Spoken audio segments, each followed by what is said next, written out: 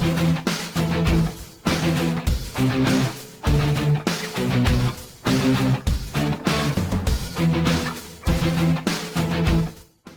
masyarakat Indonesia yang saya cintai, kiranya apa yang pernah kami lakukan dalam video itu dapat menyinggung perasaan saudara, kami mohon maaf yang sedalam-dalam.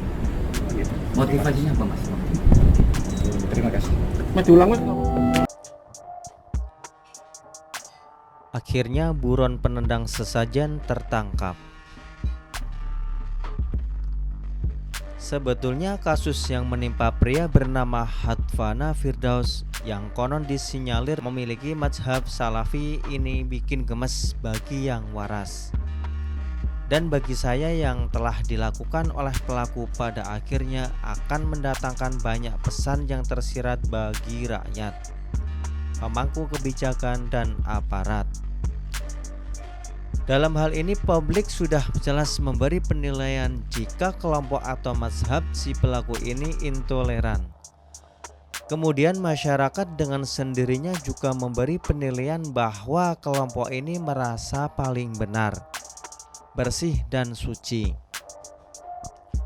Imbasnya membuat malu umat muslim di Indonesia secara umum. Pasalnya, orang luar negeri memandang bangsa Indonesia terkenal dengan toleransinya, tapi dengan adanya kejadian yang dilakukan si pelaku membuat nama Indonesia tercoreng. Dan jika pemerintah dan aparat masih saja lunak kepada kumpulan orang-orang seperti mereka ini, maka tak menutup kemungkinan akan menjadi bom waktu di masa yang akan datang dan dapat merusak kebinekaan dan jati diri bangsa Indonesia yang berdasarkan Pancasila. Apa yang dilakukan Hadvana Firdaus dan rekannya yang merekam dan sengaja mengunggahnya ke sosial media tak lain adalah sebuah pesan sekaligus memperlihatkan api dalam sekam di bumi Nusantara.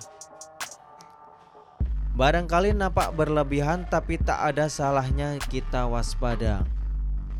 Pesan yang hendak mereka sampaikan jelas, yaitu kehadiran mereka jangan dianggap enteng. Asumsi Wapres Ma'ruf Amin yang saat menjadi tamu di podcast Deddy Corbuzier beberapa waktu lalu tak sesuai dengan fakta. Saat itu Wapres memberi gambaran memang ada kelompok intoleran di negeri ini, tapi tak seberapa. Padahal asal dari si pelaku yaitu Delotim beberapa waktu yang lalu juga ada kekacauan dan sangat membahayakan kerukunan dan keharmonisan masyarakat. Diberitakan ribuan masyarakat marah, kemudian merusak dan membakar ponpes As-Sunnah yang disinyalir dikelola kelompok penganut salafi. Pemicunya salah satu oknum ustadz tersebut dalam video yang beredar kedapatan menghina makam tua yang dikeramatkan oleh masyarakat setempat. Makam leluhur dengan sebutan makom keramat tai anjing. Akhirnya ribuan masyarakat turun ke jalan menuntut si ustadz ditangkap. Sejauh ini kasusnya sedang ditangani Polda NTB. Kelompok Salafi dan Wahabi memang jika diperhatikan dari waktu ke waktu semakin menunjukkan eksistensinya. Maka tak heran jika mantan ketua PBNU Kiai Haji Said Aqil Siraj berpendapat, apabila bangsa Indonesia ingin menghabiskan jaringan radikalisme dan teroris, maka harus sampai ke benihnya. Menurut Said Aqil Siraj, benih-benih terorisme itu berasal dari ajaran Wahabi. Said Aqil mengatakan, inti ajaran Wahabisme bukanlah terorisme, tapi dari paham Wahabi itulah muncul bibit-bibit teroris.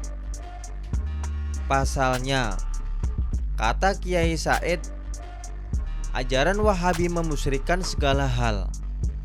Kalau sudah Wahabi, ini musyrik, ini bid'ah, ini enggak boleh, ini sesat, ini dalal, ini kafir. Itu langsung satu langkah lagi, satu step lagi. Sudah halal darahnya, boleh dibunuh, kata Said Akil saat membuka webinar mencegah radikalisme dan terorisme untuk melahirkan keharmonisan sosial. Selasa 30 Maret 2021. Selain Wahabi, kata dia, ajaran Salafi juga menjadi pintu masuk terorisme. Sebab Wahabi maupun Salafi sama-sama mengajarkan apapun yang tidak sama dengan zaman Rasulullah Shallallahu Alaihi Wasallam, maka termasuk sesat. Walaupun mereka naik mobil sih, bukan naik unta. Tapi apapun yang kita lakukan, kalau tak seperti Rasulullah, katanya bid'ah. Kalau bid'ah berarti sesat. Kalau sesat berarti neraka tuturnya. Setiap barang yang baru yang tidak ada di zaman Rasulullah bid'ah. Setiap bid'ah sesat, bisa masuk neraka. Ajaran seperti ini pintu masuk untuk menjadi terorisme, menghalalkan darah sesama orang. Maka dengan demikian pemerintah dalam hal ini Kementerian Agama bersama aparat harus mewaspadai gerakan mereka yang dapat merusak tenun kebangsaan rakyat Indonesia. Kembali ke pelaku yang menendang sesajen di Gunung Semeru. Nampaknya yang bersangkutan ini tipe pengecut. Sebab sejak video dan tampangnya beredar, pihak kepolisian dalam hal ini Polda Jatim menyatakan memburu pelaku.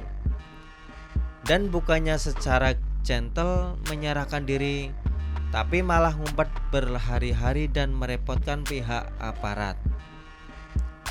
Sampai akhirnya dari informasi yang dihimpun, Hatfana diamankan di Gang Dorowati, Pringgolayan, Banguntapan, Bantul. Lokasi penangkapannya dekat dengan Polsek Banguntapan. Hatfana ditangkap sekitar pukul 22.40 waktu Indonesia Barat, Kamis 13 Januari 2021. Iya betul, Hatfana tertangkap. Alhamdulillah berhasil diamankan,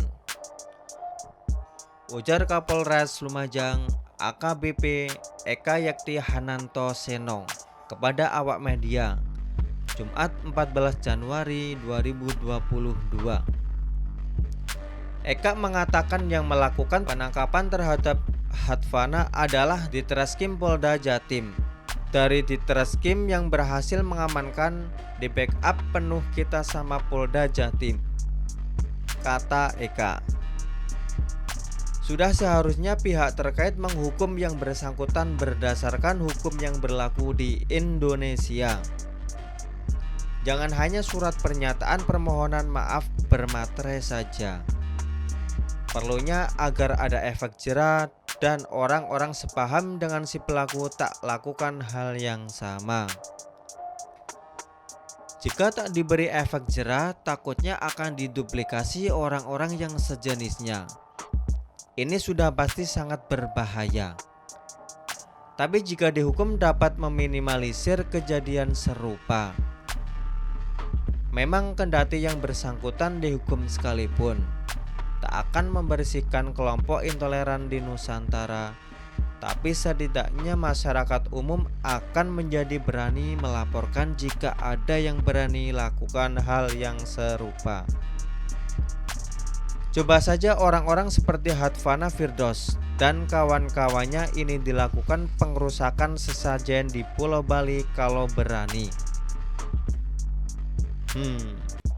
Bisa jadi setelahnya akan dijadikan campuran lawar.